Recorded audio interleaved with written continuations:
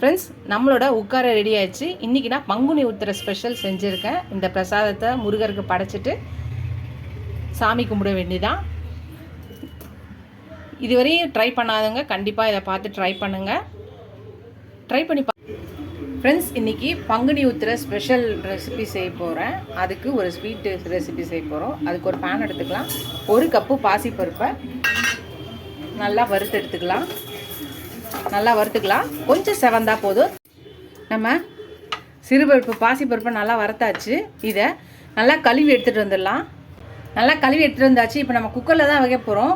இதுக்கு 1 cup பாசிப்பருப்புக்கு 2 cup தண்ணி. முதல்ல 1 கப்பு ஊற்றிட்டேன், இப்போ 1 கப்பு ஊற்றியாச்சு. 2 கப்பு தண்ணி. 1 கப்பு பாசிப்பருப்புக்கு 2 கப்பு தண்ணி ஊற்றியாச்சு.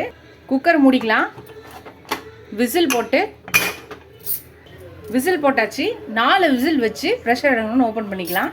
குக்கர் விசில் வரட்டும். அதுக்குள்ளே நம்ம இன்னொரு பேன் வச்சுட்டு அடுப்பில் நம்ம 1 கப்பு பாசிப்பருப்பு எடுத்தோம் இல்லையா, அதே கப்பில் 1/2 கப்பு ரவையை போட்டுக்கலாம். இப்போ இதையும் வறுத்து எடுத்துக்கலாம். நம்ம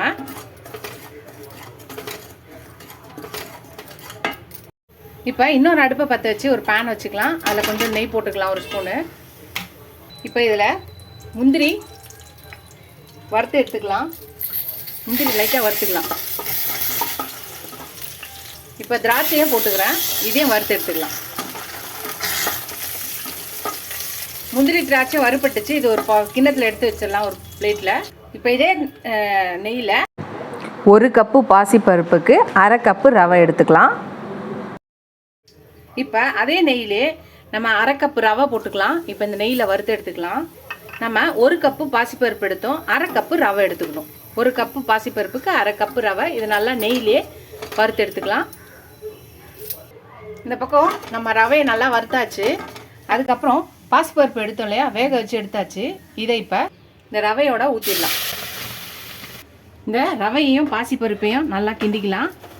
நல்லா ஒன்றா கிண்டிக்கலாம். இது ஒரு பக்கம் இருக்கட்டும். இப்போ திருப்பியும் இந்த பக்கம் இருக்க ஒரு பேனோ இல்லை இதுவோ குக்கரை வச்சுக்கலாம். நான் குக்கரை எடுத்துருக்கேன். நான் 2 கப்பு வெல்லம் எடுத்துக்கிறேன். 2 கப்பு வெல்லம் போட்டுட்டு அதுக்கு 3 கப்பு தண்ணி ஊற்றிக்கலாம். இந்த வெல்லத்தை நல்லா கரைய விடலாம். இந்த வெல்லத்தை நல்லா கரைச்சி எடுத்துக்கலாம். பாகுப்பதெல்லாம் தேவையில்ல, வெல்லம் கரைஞ்சா போதும். இந்த பக்கம் இது எல்லாத்தையும் நல்லா ஒன்றா கிளறி வச்சுக்கலாம். வெல்லம் கரையிட்டோம். இந்த பக்கம் வெல்லம் நல்லா கரைஞ்சிடுச்சு. இப்போ இதை அடுப்பு ஆஃப் பண்ணிவிட்டு இந்த வெல்லத்தை வடிகட்டி எடுத்துக்கலாம். இந்த கடாயில் அப்படியே வடிகட்டி ஊற்றிக்கலாம். வடிகட்டி வச்சு பாருங்கள். இதை ஒரு பக்கம் எடுத்து வச்சிடலாம்.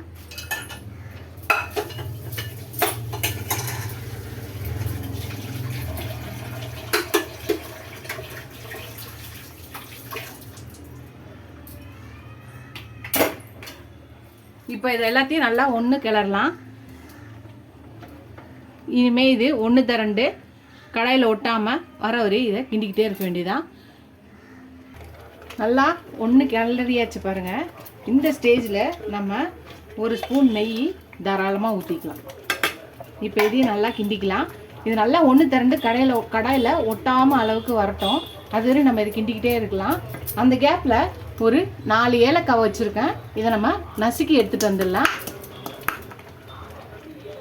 ஏலக்காவை நசுக்கியாச்சு. இந்த இதெல்லாம் மேலே இருக்க தோல்லாம் எடுத்துட்டு உள்ளே இருக்க அந்த சீட்ஸை மட்டும் இதில் போட்டுக்கிறேன்.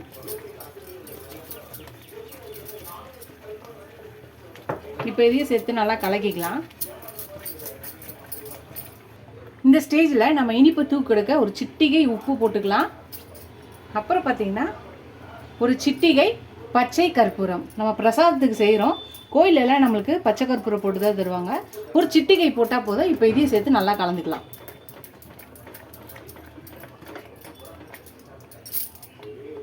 அவ்வளோதான். ஃபைனலாக நம்ம 1 ஸ்பூன் நெய் ஊற்றிக்கலாம். நீங்கள் நிறைய நெய் வேண்டுன்றவங்க நிறைய நெய் ஊற்றிக்கலாம். நெய் கம்மியான்றவங்க அவங்கவுங்களுக்கு எவ்வளோ தேவையோ அவ்வளோ நெய் ஊற்றிக்கலாம். இப்போ இதை நல்லா கலக்கிக்கலாம். நம்மளோட ஹெல்த் கண்டிஷனுக்கு ஏற்ற மாதிரி நெய், இனிப்பு எல்லாத்தோட அளவையும் நம்ம கூட குறைச்சலாக சேர்த்துக்கலாம். அதிகமாக சேர்க்கும் போது டேஸ்ட் அதிகமாக இருக்கும்.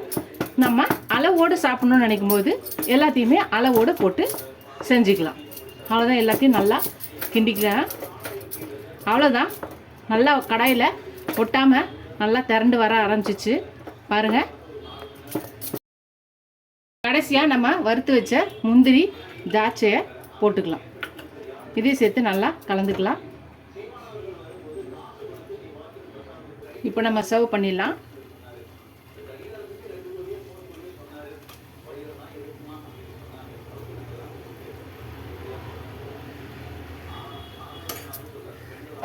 நம்ம இந்த மாதிரி இலைகளாக ஸ்பூனில் அள்ளி சாப்பிட்ற மாதிரியும் இந்த உட்காரையை சர்வ் பண்ணலாம். இந்த ஸ்டேஜில் இறக்கியே வச்சிடலாம். இல்லைன்னு பார்த்தீங்கன்னா இன்னும் கொஞ்சம் நம்மளுக்கு திக்காக வரணும், நல்லா திக்காக வரணுன்ற போது இன்னும் கொஞ்சம் நம்ம இதை கிண்டிக்கிட்டே இருக்கும்போது நல்லா இன்னும் திக்காகவும் நல்லா சுருளவும் வரும். நம்ம அள்ளி போடுற அளவுக்கு வரும். அவ்வளோதான் ஃப்ரெண்ட்ஸ். நம்மளால் உட்கார ரெடி ஆயிடுச்சு பாருங்கள். நல்லா ஒன்று திரண்டு கடாயில் ஒட்டாமல் வருது பாருங்கள். தெரியுதா உங்களுக்கு? இதுதான் சரியான பதம்.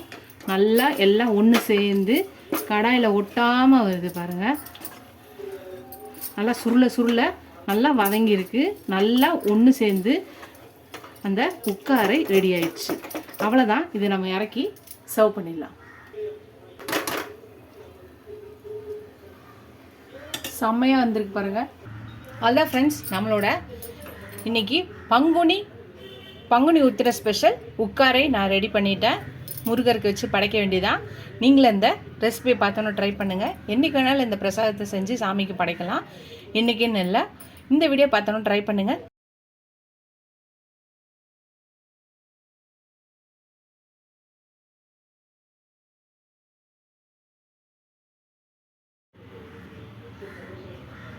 இதை இதுவரை ட்ரை பண்ணாதவங்க கண்டிப்பாக ட்ரை பண்ணுங்கள். இந்த வீடியோ பிடிச்சா லைக் பண்ணுங்கள். ஃபஸ்ட் டைம் சேனல் பக்கம் சப்ஸ்கிரைப் பண்ணிட்டு பாருங்கள். இதுவரை சப்ஸ்கிரைப் பண்ணலாம் ஃப்ரெண்ட்ஸ்க்கு தேங்க்ஸ்.